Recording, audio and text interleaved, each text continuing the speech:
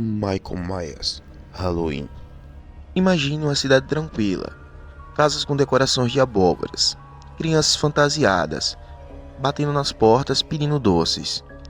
Essa é a calmaria de Halloween, mas em algum lugar, observando de longe, está Michael Myers, o homem que o próprio Dr. Loomis descreveu como a encarnação do mal puro.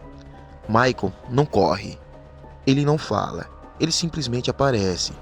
E quando aparece, o destino já está selado. A origem. Tudo começa em 1963. Aos 6 anos, Michael assassina sua própria irmã, sem motivos aparentes, e é internado, onde passa anos sem pronunciar uma palavra. Médicos tentam, mas ninguém consegue entender o que passa em sua mente. Para Dr. Loomis, Michael não era mais humano. Ele era o mal em forma de gente.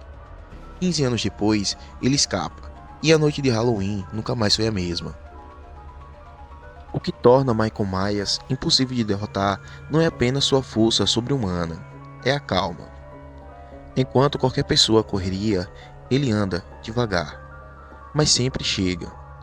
O som de seus passos pesados e da respiração abafada atrás da máscara é o suficiente para paralisar qualquer vítima. E quando você tenta lutar, percebe o absurdo. Tiros, facadas, até incêndios. Nada parece pará-lo por muito tempo. Michael Myers não é um homem comum. Ele é a força inevitável. Agora imagine, você está sozinho em casa. Tranca todas as portas. Fecha as cortinas. Respira fundo e pega o telefone. Tudo está quieto demais. De repente, você olha para a janela. E lá está ele, de pé, imóvel, com aquela máscara branca, sem expressão. Você corre para os fundos, mas o portão está fechado. Sobe as escadas. O pior erro possível, que os barulhos da escada denunciam cada passo. Quando abre a porta do quarto para se esconder, o reflexo do espelho mostra, ele já está atrás de você.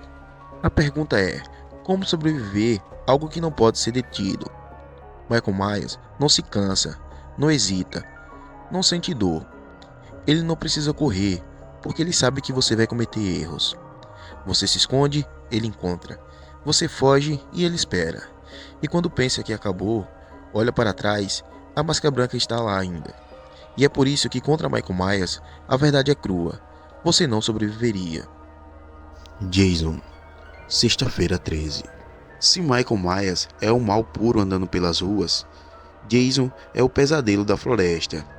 O assassino de Crystal Lake não apenas caça, ele é o próprio fantasma de um lugar amaldiçoado. Jason morreu afogado ainda criança, em um acampamento onde os monitores não prestaram atenção. Sua mãe, Pamela Vortex, enlouqueceu de dor e partiu para a vingança. Mas o lago não esquece. Jason retorna, maior, mais forte, quase indestrutível. Você está correndo no escuro, só com barulho de galhos quebrando. Pensa que está distante. Respira fundo, mas aí ouve passos pesados atrás de você. A cada tropeço, a distância diminui, até que você se vira e Jason já está lá, erguendo o facão. Jason não cansa, não sente dor e não hesita. Você pode fugir, se esconder, até lutar, mas ele sempre volta. Contra Jason, o problema não é apenas a força sobre-humana, é que no território dele, a floresta, o lago, as sombras, tudo está contra você. E a conclusão é a mesma, você não sobreviveria a Crystal Lake. Fred Krueger, a hora do pesadelo. E se o perigo não estivesse do lado de fora da sua casa, mas dentro da sua mente? Fred Krueger é o assassino que você nunca pode evitar, porque todos nós precisamos dormir. Nos filmes, Fred era um assassino de crianças, que acabou queimado vivo pelos pais das vítimas. Mas a morte não foi o fim. Ele voltou, dessa vez como algo ainda pior, uma entidade que ataca as pessoas no sonho. Fred transformou o sono em armadilha. Ele pode controlar o sonho, distorce a realidade e usa os seus piores medos contra você. A risada dele ecoa antes mesmo de você entender que já está dormindo. Você luta contra o sono, enche a cara de café, esfrega os olhos, mas basta uma piscada e já está na caldeira de Fred. Você corre, mas os corredores se esticam, as portas se fecham e o som metálico das garras arranhando as paredes anuncia que já é tarde demais. Contra Fred, não há esconderijo. Todos precisamos dormir, e quando o cansaço chega, não há escapatória. No momento em que fechar os olhos, ele está lá.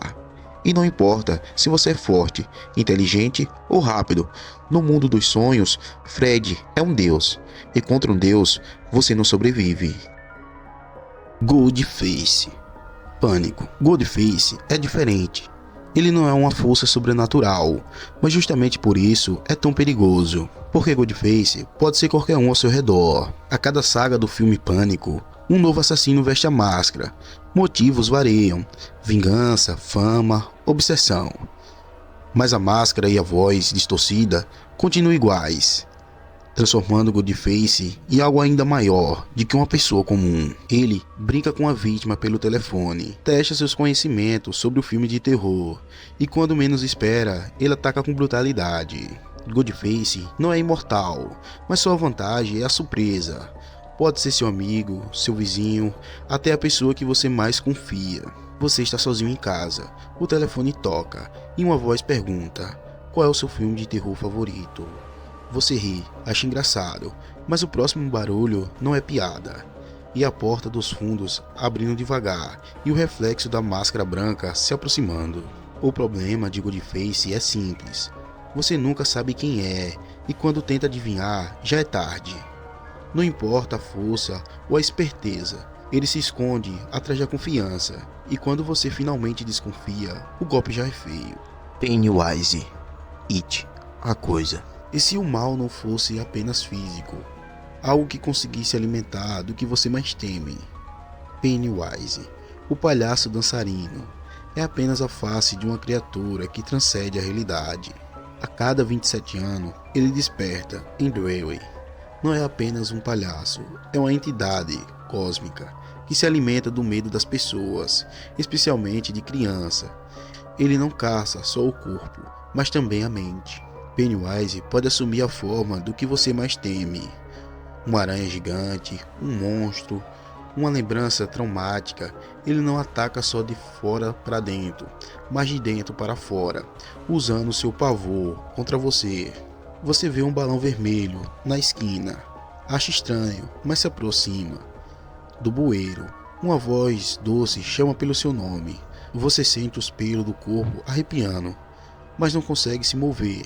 Quando percebe, o sorriso largo e os olhos brilhantes já está na sua frente, e você entende, nunca esteve no controle. O que torna Pennywise impossível de derrotar é que ele não precisa estar fisicamente presente, ele mora dentro do medo, e o medo é algo impossível de eliminar.